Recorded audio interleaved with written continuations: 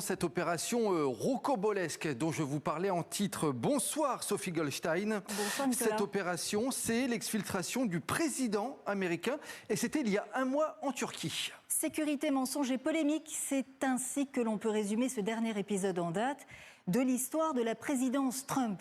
Premier acte, 8 juillet, fin du sommet de l'OTAN à Ankara en Turquie. Donald Trump annonce sur son réseau social qu'il va voler à bord de l'ancien Air Force One jusqu'à la base militaire de Mildenhall au Royaume-Uni.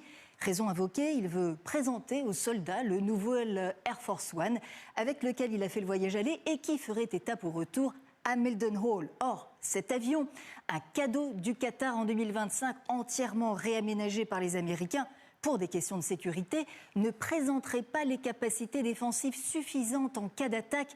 Le New York Times le rapportait mi-juillet. Les services secrets, l'armée et la Maison-Blanche ont des craintes persistantes. Et donc le président a voyagé dans un autre appareil. Eh bien c'est l'acte 2. Donald Trump a été exfiltré dans un C-32A blanc et bleu de l'armée américaine après avoir été évacué dans un conteneur de ravitaillement. Oui, un conteneur du type de ceux qui livrent des plateaux repas dans les avions. Trump est arrivé au Royaume-Uni quelques minutes avant le vieil Air Force One qui transporte bien des passagers, le secrétaire d'État Marco Rubio notamment, et une douzaine de journalistes qui n'ont aucune idée du subterfuge.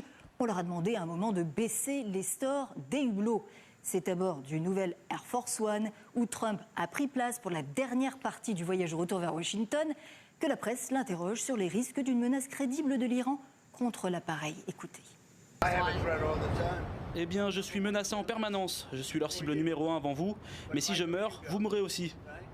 Et donc Sophie, il y a bien eu un leurre si on comprend bien. Eh bien, c'est le troisième acte. Après les révélations de la presse américaine, confirmation du président hier soir de son exfiltration sur demande, insiste-t-il, des services de sécurité.